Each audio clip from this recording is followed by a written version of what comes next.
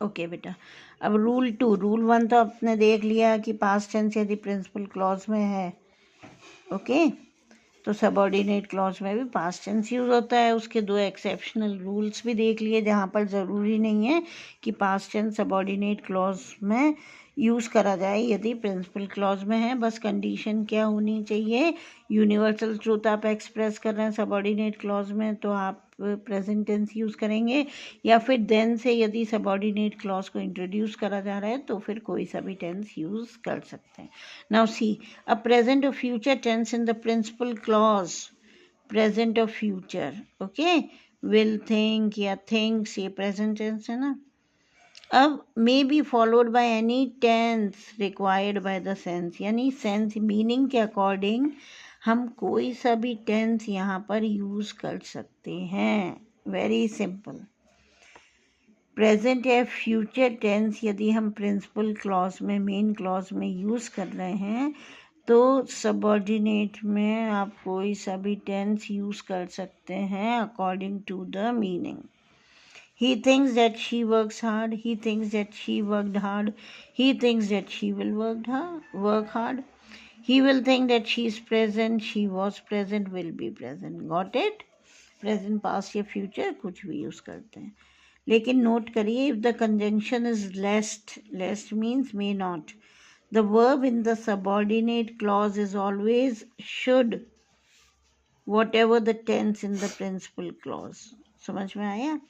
अब ये कह रहे हैं कि यदि कंजंक्शन, ऊपर तो हमने देखा था यदि कंजंक्शन देन आएगा तो सबऑर्डिनेट क्लॉज में एनी टेंस आएगा, लेकिन यहाँ पर यदि कंजंक्शन लेस्ट है ना, मे नॉट है, तो जो सबऑर्डिनेट क्लॉज होगा ना बेटा उसमें क्या यूज़ करा जाएगा, शुड, यानी जहाँ पर लेस्ट आया, गॉट इट, प्रिंसिपल क्लॉज में, तो सबऑर्डिनेट क्लॉज में है ना, किसी और टेंस के बारे में सोचने की ज़रूरत नहीं है। Whatever the tense principal clause का होगा, कुछ भी टेंस, उससे कोई फ़र्क नहीं पड़ेगा।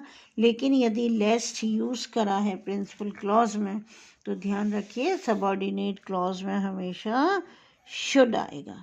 देखो, शी वर्क्स हार्ड यहाँ प्रेजेंट है तो यहाँ प्रेजेंट आना ज़रूरी नहीं है, क्यों, क्योंकि लेस्ट आ गया, और ये शर्त होती है कि लेस्ट आएगा तो इसका मतलब शुड ज़रूर आएगा, है ना। She works hard lest she should fail, यानी she may not fail. She will future है लेकिन लेस्ट आया इसलिए यहाँ पे शुड कर दिया। पास्ट है, लेस्ट से इंट्रोड्यूस हो रहा है इसलिए यहाँ पर शुड कर दिया। क्लियर?